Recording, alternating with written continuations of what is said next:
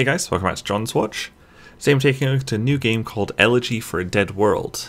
This game is developed and published by JaRDev Games, who also did Drunken Robot Pornography, which was a really fun game. I'll just move that mouse there. Elegy for a Dead World was released on December 10th, 2014. I don't actually know its price right now because I'm recording this before it comes out. A bit sneaky there. Yeah, I don't know the price, but I will plonk it like in the description or probably as like an annotation when I do know. And the game is described as a game about writing fiction. So basically we're this little explorer here. There's no menu, it just kind of plunked me in the game here. I'm just kind of flying around in space. Basically 3 portals have opened to uncharted worlds. Earth has sent a team of explorers to investigate them, but after an accident you are the sole survivor, so we're the sole survivor here. The mission remains the same: survey these worlds and write the only accounts of them that outsiders will ever know. So I kind of explored the map a little bit. We've got 3 little portals. We've got this one here, looks a bit like a library or something. And then if you kind of like fly into the outside, it'll blast you back in, which is pretty cool. So we've got that portal up there, the library portal or something. We've got this portal here, a sky or mountain portal or something. And then we've got the last portal just down here, which looks a bit like a city. And basically the 3 worlds are based on the works of British Romantic era poets. And those are Percy Shelley, Lord Byron, and John Keats. I took a romantic poetry course in university about a year ago now. And I think I read all 3 of them, but I have no idea which portal is which. So I'm going to head into the library portal. Because that's what I'm calling it, and we'll see what it's like. Here we go, start writing. Okay, so we choose a writing prompt. Basically, it's like each world is just a bunch of it's a bunch of writing prompts, and it'll teach you how to make your own story, really. So this is Byron's world, I guess. So let's just choose the first one. We'll see what it's all about. Oops. Press tab to write. Okay.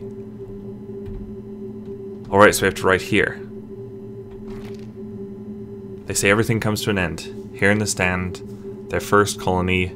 Okay, so I added lies in ruins to the end there, because that's kind of what it looks like. So tab to switch blanks. Okay, there we go.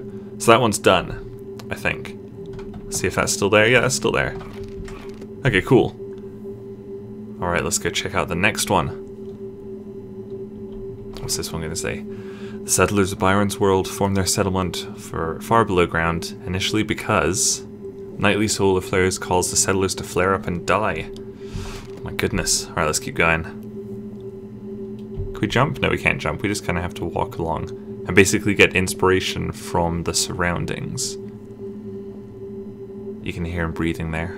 Oh look, can we go in this door? Press tab or up to use doors. Here we go. Oh, look at this. This is me. Hello. They brought things from Earth that reflected their values. They were people who missed their home but never wished to return. Obviously I'm taking quite a serious approach to this, which is fairly unusual for me, I'd say. But you definitely can take a very comical approach if you want. It's a lot like Mad Libs. Don't know if you guys ever played that. You know, it basically just gives you sentences and you have to fill in words. Like it'll be like, give me a noun here, and you'll fill in the stuff, and it'll make a funny sentence. But obviously I'm doing this quite seriously. This is all that is left of the first settlement of Byron's world. Their biggest mistake? Lack of insulation from the flares. It's obviously the solar flares we talked about earlier, and you know, they just didn't build their walls up properly, and even inside, you know, still some of them would wake up in the morning and just find that the people in their house had just burned to death during the night. Moving closer to the surface, they started anew. A new society with new motivation and a dedication to survive. There we go. So is this still underground? I guess it must be in a cave. Looks like there's a big like sun orb in the sky. I wonder if I can write about that. The artificial sun and burning candles reflect this new generation. So they put that artificial sun there, just so they could still get some warmth from above, but it wouldn't kill them like the sun on the planet above ground would. and the candles are light, because yes. If you listen closely here, you can hear sizzling. They say it's the sun scorching the earth above ground. Alright, on we go. Let's move into the next cavern or something. We're about halfway done this one now.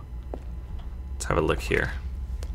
The third settlement began as soon as the second ended, built to oppose the foolishness of the previous leaders. Let's go inside here. Oh look, like pods or something. That opposition more evident here, where the leaders were cryogenically frozen, imprisoned for 100 years. Just ignore the fact that I spelled 100 wrong. Somehow. Don't know how I did that. Let's go back outside. Yeah, I'm not going back to fix it apparently. Wonder what's in here. Oh, weird. But everything comes to an end. They were right when they told us to stay. Obviously they were told before they left Earth to stay there, that they could probably solve all of Earth's problems. They didn't listen though. Oh god, it's snowy out here now. The fourth settlement must have been in preparation for ages before the third settlement eventually collapsed. I guess we keep walking along here. Looks like the planet's changing. Or maybe it's just like different biomes of the planet. Who knows? You can hear the wind rustling away there. We haven't had a writing prompt for a while. So obviously there's tons of writing prompts in this. I mean, there was like, what, 7 in this one? And then there'll be like 7 in all the other ones as well. Oh god, what's that black thing in the sky? A little snowman. Hello, snowman? What do you have to say? The snowman was a stark contrast to the molten corpses of summer. With the dark sun in the distance, winter seemed endless. Because this is winter now. It wasn't different biomes, it was different seasons, is what I just decided. It's nice that you can change, like, you know, you can change the entire story. Just like that. But must everything come to an end? A device used for changing the seasons said they did not. Were they right? Let's find out in the next little quill. When activated, it will bring an end to the freezing winter and usher in an eternal spring. I like how the moon was like, or the sun, yeah, the sun was like perfectly centered in the device, which is obviously broken. Obviously the seasons changing machine did not work, because that thing is broken, and it's still winter here. I like it. Is he wearing a scarf now? I don't know if he was wearing a scarf before. God, we've gone behind the scary coral. And now it's nighttime, I guess. Finally, at the end of it all, they were forced to accept the natural changing of seasons, and had to endure 6 more months of winter.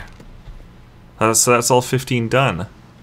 So, what's going to happen now? Oh, is that the planet we were just on? Is this going to take us home or out of here? May I just have to keep walking? Probably just walk off the screen. Nope. May I have to press like W or...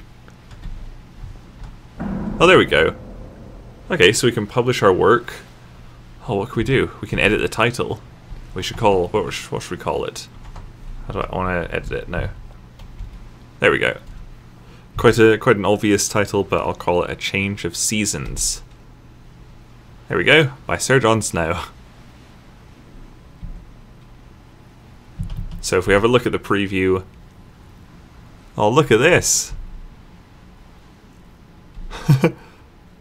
That's awesome, it's got like little pictures as well.